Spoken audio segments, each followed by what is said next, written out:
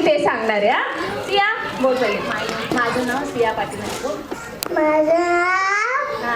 शिया पाटील आहे. मी आज बिर्याणी शिकवणार आहे सगळ्यांना. पहिले चिकन आणायचं बाहेरूनच आणि कोंबडी पण बाहेरूनच आणायची.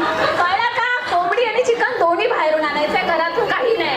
Okay next step. हा नेक्स्ट स्टेप. आणि दही आणायची बाहेरनं आणि दही आल्यानंतर सगळे मसाले चिकन बिर्याणीचे मसाले टाकायचे आणि मग मॅरिनेट करायला ठेवायचं आणि राईस आणायचा बाहेरूनच.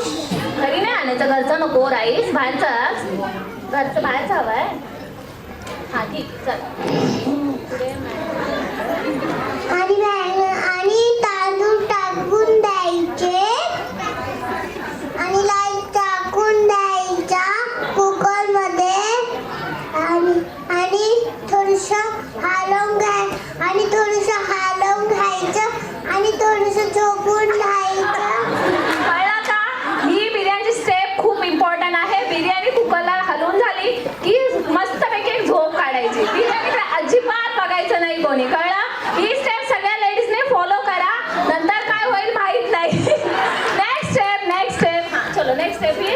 आणि थोडंसं शिट्टी उडायची. शिट्टी आली का मग भारी होऊन जातं. तर भारी झालं का मग डाब्यावर घेऊन जायचं आणि खायला बसायचं.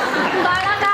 पेरेंट्स ये देखिए, बिरयानी कहीं भी बनाओ लेकिन ढाबे पे जाके ही आपको खाना है. घर में बिल्कुल नहीं. घर में खाना है क्या? नाही कहाँ पे खाना है? और बाद में बोलना है ढाब्यावरची बिर्याणी तयार झाली. कळलं तुम्हाला रेसिपी? हो की नाही? सियाची रेसिपी फॉलो करणार की नाही? आपको टीचर त्यांना आवडली का बिर्याणी माझी? माझी बिर्याणी आवडली का तुम्हाला? आवडली का? सियाच्या मम्मी तुमचं काही खरं नाही हा. आता सिया लवकर शेप बनणार आहे वाटतं. सियासाठी जोरदार टाळ्या करा. एवढी नर्सरीची मुलगी एवढं स्टेजवर असं बिंदासपणे, काही स्क्रिप्ट नाही काही नाही. 2 दिवसा अगोदर ह्या मुलीने ही बिर्याणीची रेसिपी आम्हाला सांगितली आणि ती तुमच्याबरोबर शेअर केली आहे. कशी वाटली तुम्हाला बिर्याणी? ढाब्यावरची बिर्याणी.